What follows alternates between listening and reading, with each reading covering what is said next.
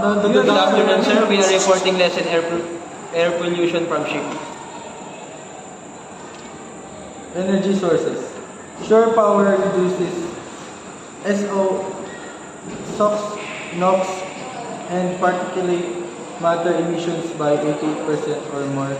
While imports can also reduce CO2 emissions.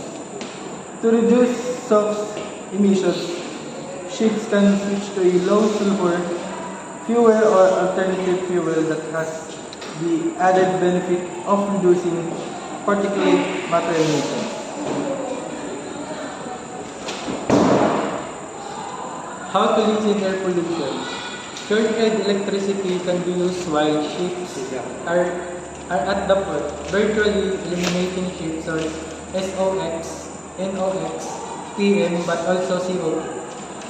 Alternatively, ship could comply using alternative fuels such as hydrogen or ammonia, using low sulfur fuels. This is the easiest way of reducing ships' impact on air quality. How does MARPOL prevent air pollution from ship?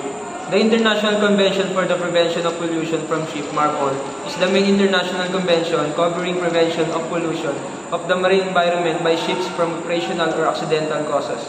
The MARPOL Convention was adopted on November 2, 1973 at IMO.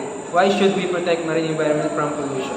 A healthy ocean regulates climate and reduces climate change impact. Ocean currents distribute heat across the globe, regulating temperature and weather. The ocean also absorbs over 90% of the heat and approximately 30% of carbon dioxide emission produced by human activities.